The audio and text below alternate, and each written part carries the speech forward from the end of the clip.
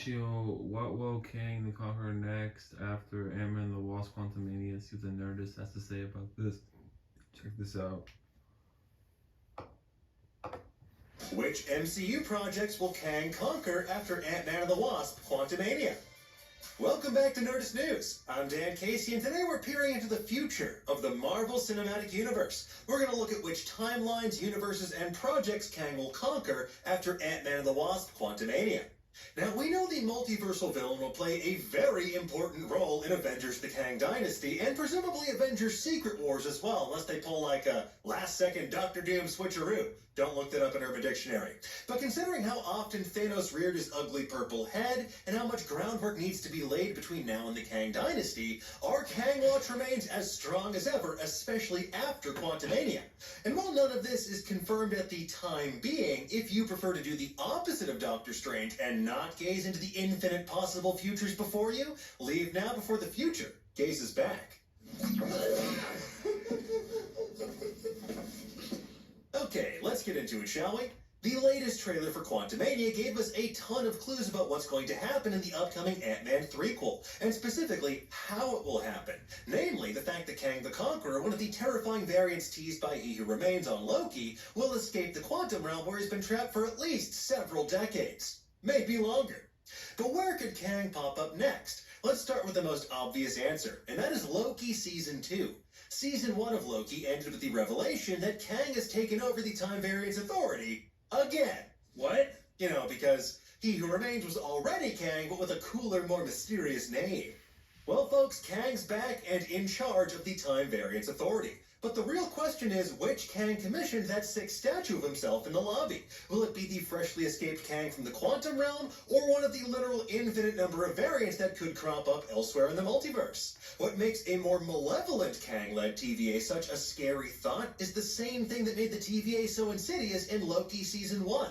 Kang will have the power and resources to prune entire timelines at his fingertips, whenever he wants, wherever he wants, anywhere in the multiverse. And pruning is, of course, an understatement, because pruning a timeline means the death of untold trillions of beings. As the teens say, Thanos could never. What's the threat of killing half of all life in a universe next to killing entire universes at the snap of a finger? I guess one way to rule the multiverse is to stop there from being a multiverse in the first place. Plus, the TVA's mission already seems pretty close to what we think Kang will have achieved by the time of Avengers Secret Wars. Namely, the collapse of the multiverse via incursion events to make one battle world, or as we like to call it, Kangsylvania. It's a work in progress. Next up, we have the Marvels. While the Marvels might seem like an unlikely candidate for a Kang watch, we promise there's a reasonable explanation for this. The Captain Marvel sequel will bring both Kamala Khan's Ms. Marvel and Monica Rambeau's Spectrum into the fold for what's sure to be a spacefaring saga of cosmic proportions. Now, one of the key factors here is Ms. Marvel's bangle from the Nor dimension. This family heirloom possesses immense power, and it's capable of transporting the user through both space and time, as we saw in Ms. Marvel. It's seemingly the MCU's version of the Negabands from the comics. We last saw this bangle cause Kamala Khan and Carol Danvers to swap places across the universe. Whether this means that Carol was in the Nor dimension for some reason, or if she simply had the other bangle and they swapped places, kind of like Marvel and Rick Jones in the comics, that remains to be seen. But being able to traverse vast distances like this in an instant, or travel into the past like Kamala did, that seems like a power Kang would want for himself. The design of the bangles also bears a visual similarity to those concentric circles in Chronopolis. And quick side note, the whole city of Chronopolis kinda looks like a giant clock, or a literal Kang watch. I said... Plus, we know from Ms. Marvel that the bangle that Kamala's grandmother found was originally inside a temple of the Ten Rings, and at the end of Shang-Chi, the Ten Rings were revealed to be functioning as a beacon giving off a signal to somewhere beyond the reaches of the known universe.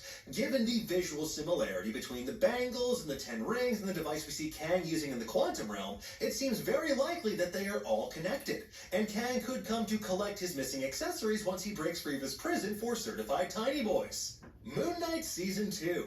While a second season is yet to be officially confirmed, it's been heavily hinted at by Oscar Isaac. After defeating Arthur Harrow once and for all, Mark Spector and Stephen Grant will have their hands full dealing with their other more murdery alter, Jake Lockley. He's the taxi driver who takes the term gun it to its logical extreme.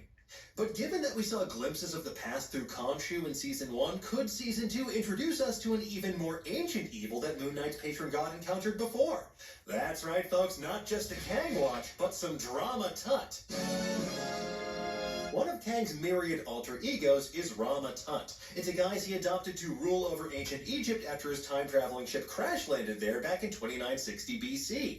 After using an army of robots and futuristic weapons, he conquered all of Egypt and gave himself what he felt was an appropriately pharaonic name. And as we learned from West Coast Avengers number 21, Rama Tut also ran afoul of Khonshu as well. So it stands to reason this ancient enmity could revive itself in Season 2 as a means to bring Moon Knight even deeper into the mainstream of the Marvel Cinematic Universe, especially as the big bad of the multiverse saga gains prominence and power.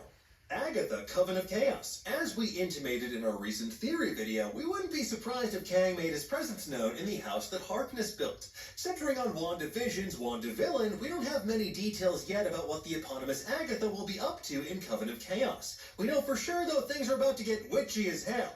With WandaVision and Multiverse of Madness proving the mystic arts are a viable method of multiversal travel, at least via the Darkhold, magic users are prime candidates to have run-ins with Kang as he traverses the multiverse with his science-based approach. And so what if the Darkhold was destroyed? We're talking about comics and magic. That thing is coming back. Especially if that theory about Agatha forming a coven to find Wanda amid the ruins of Mount Wundagore proves to be true. Because Wanda's status as a Nexus being in the comics and her ability to warp reality on a massive scale in the MCU means she could be crucial to Kang's plans, especially to create Battleworld. She could be the one taking Molecule Man's place in the Secret Wars comic book story. Regardless of how it plays out, let's just hope that no one tries to give Wanda a 3-week-old pocket hamburger because... Jesus Christ, Miles, what is going on? Fantastic Four. Moving on, we come to one of the most heavily speculated about entries in the Marvel Cinematic Universe. Now, rumors about Adam Driver playing Reed Richards notwithstanding, we don't think that Kang will play a major part in this movie. Rather, he could appear in a post-credit scene of some sort. Because in the comics, Kang's real name is Nathaniel Richards, and he's a far-flung future descendant of Reed Richards. Drawing an explicit connection between them here could be a terrific way to make Marvel's first family feel connected to the larger MCU that's unfolded over the past 15 years. Yeah, you feel old yet? Buddy,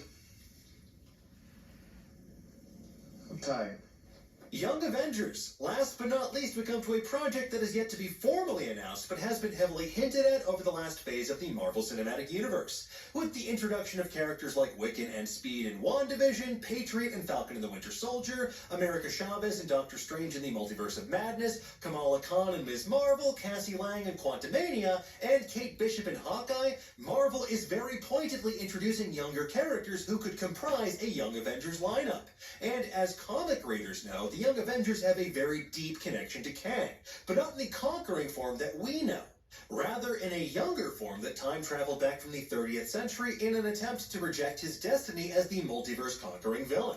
This younger version of Nathaniel Richards adopted the moniker of Iron Lad and fought alongside the Young Avengers, trying his damnedest to escape his destiny and do some good in this world. Seeing that conflict play out in a Disney Plus series could add this incredible layer to phases 5 and 6, especially given Cassie's sure to be horrifying experience with Kang in Quantumania.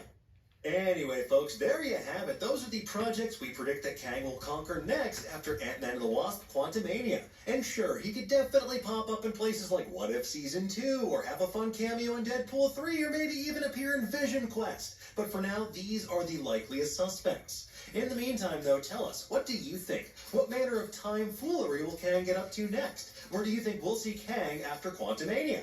I thought there were a lot of scenarios. Let us know in the comments below, and for the latest and greatest in the world of pop culture, make sure you stay tuned to Nerdist.com. Please subscribe, like this video, and see you guys. Bye.